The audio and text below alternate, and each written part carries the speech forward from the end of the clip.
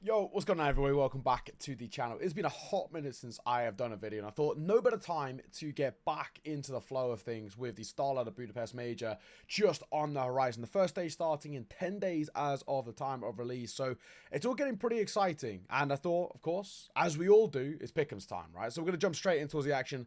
Let's get things started with the Pickems. We've bought the pass. We're ready to kind of get underway. I'll get to the choosing the teams in a minute, but we're going to start talking through who I'm going to go kind of with my O3s, my 3Os, and advancing. I'm going to start with, I guess, the harshest one of them all is the O3s. And for me, unfortunately, it feels like there's kind of a few decisions of where this could go, but there's two that for me really stand out. The first, Red Canids.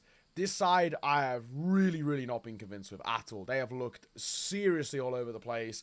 Not been playing good Counter-Strike. I've caught them a little bit as well, even kind of domestically, and it has been a rough watcher thing. So I'm really not convinced of them. The other one is the Huns as well. I think the Huns lack a lot of depth. I think they've got decent individuals. I think Zerol brings a lot to the team at times. I think Nine can hit some nice shots. You see, of course, got that crazy kind of clip as against Spirit he got on Dust 2. I think Cobra Zero is actually one of the kind of the higher potential players in the region, but as a whole, for me, this Hun side, it really feels like they fall into issues of kind of tilt calling. I think they can lack a lot in terms of kind of the depth of this team for me, and that really worries me. I think in a tournament like this, they might actually just get exposed, unfortunately. They are boot camping currently. I think they're doing like a month boot camp prior to the major, so I do wonder whether that can iron out a lot of the kinks of this side, but for the most part, I'm not super convinced. I haven't been convinced for a while with this Huns team. Even them making it here does feel a little bit wild, so for the most part, I don't know how I'm feeling in that sense, but we'll see. Over on the flip side as well, I guess the positives, the 3-0s. And the 3-0 for me, it actually feels quite easy. I've seen a lot of people actually going for teams like Bait as their 3-0 or like Gamer Legion as their 3-0, and they're trying to sort of game the system in a way. And of course, back in the old system where it was just like who made it through, that would be the right way to go about it, gaming the system. But if we're actually going like hardcore favorites here, I think there's two that just stand out. The first one being Legacy. Recent form for them is incredible. I was out doing the CS Asia Championships. They looked great all the way throughout. And going back-to-back finals, granted, weren't able to win the second one out, but going back-to-back in tournaments, that is no joke at all, right? So this side for me, they look exciting. They're fun to watch. They play some great Counter-Strike as well. I've been really on this hype train for kind of a while as well. Lato, Dumao, super fun to watch as a kind of a dynamic duo. There's just a lot to love at the moment, and their recent form is fantastic. When they get going, they are so difficult to stop, and they get hyped up as well. I don't think many teams can play against them. They kind of give me sort of shades of that like B&E in a way, not in terms of like the gameplay or anything like that, just in terms of like when they hype themselves up, they're such a difficult team to play against. So I really like watching them. I think they're exciting to watch in that sense. To follow them, I'm just going to go FaZe. I feel like it's kind of simple, kind of an easy one to go for. A lot of people are going FaZe 3-1 because they think they're going to pick up a loss, and I understand the ideal around this, but I think for me, FaZe, at this level of play, should be considered a favourite every day of the week. Maybe even into a Stage 2 as well. Could be along the side, right? You look at some of the Stage 2 teams, and there's teams here that FaZe should be beating, right? You look at them, Passion UA, I'd favour them. MBR, I'd favour them. Tyloo, especially currently, I'd favour them. 3D Max, there'd be a decent game there. So, again, you know, you're looking at them being like, FaZe should be kind of in that contention, that conversation, for me at the very least, with kind of like the Stage 2 teams going forward. So that's why I'm going for the O3s and the 3-0s. Huns, Red Canids is my O3, 3-0 being Legacy and FaZe. Now we've got to put teams going through to the next stage. And this is actually where it gets a lot harder, right? A lot of this comes down to kind of current form and momentum and all the rest. So I'll throw out a few that just off the rip I'm feeling pretty confident with. Gamer Legion.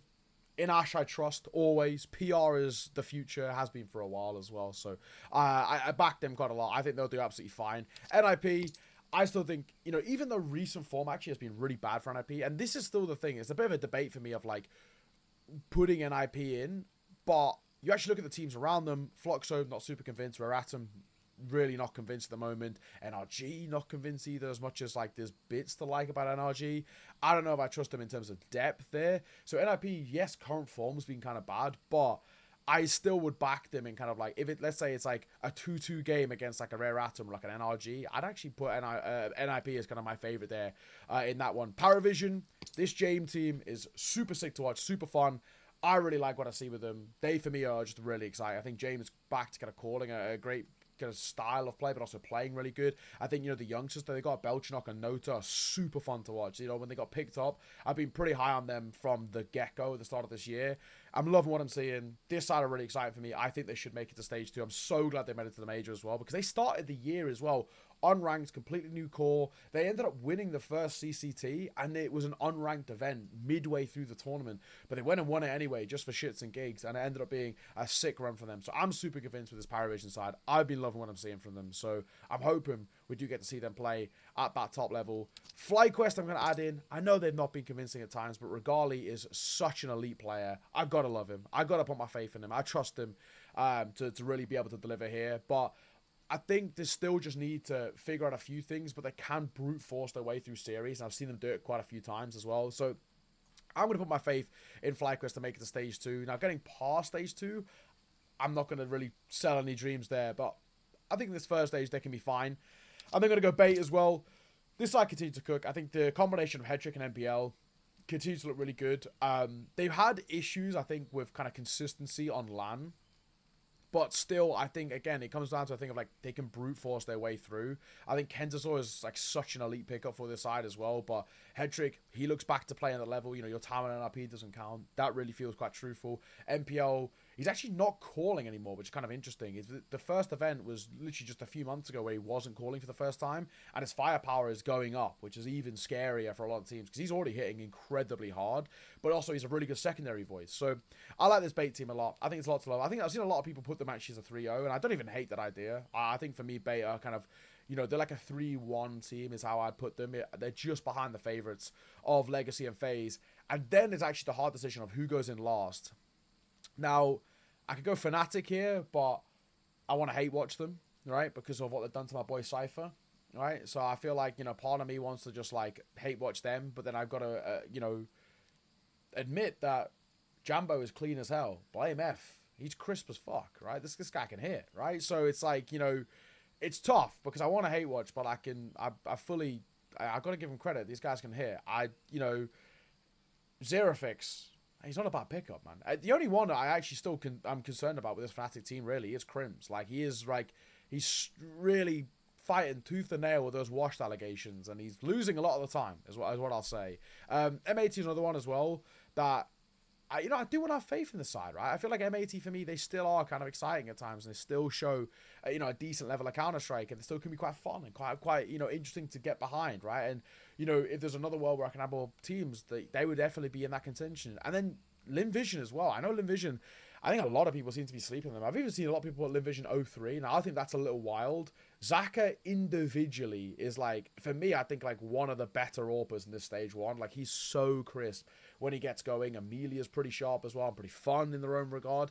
The only real issue with LinVision is just they've had so much external nonsense this year that feels like it's really plagued them. And I don't know if I want to put that faith in them heading in towards this, but obviously a major's a big deal and whatnot. So I think, unfortunately, despite the hate watch, I think I'm going to go Fnatic as my final team to lock in. So we're going to lock these ones in. That's where we're going.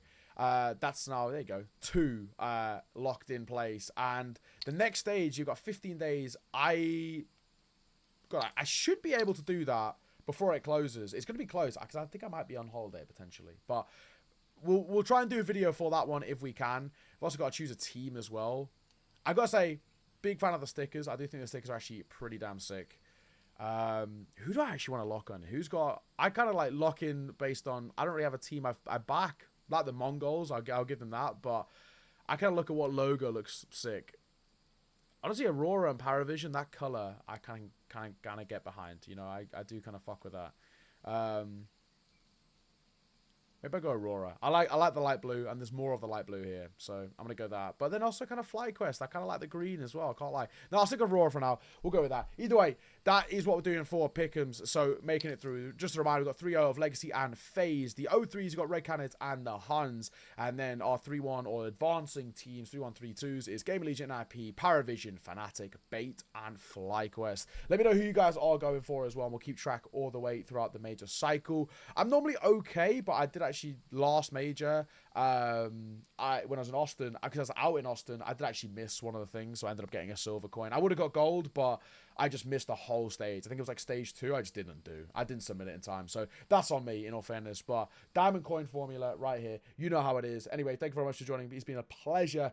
Like, subscribe, all the good stuff. See you soon.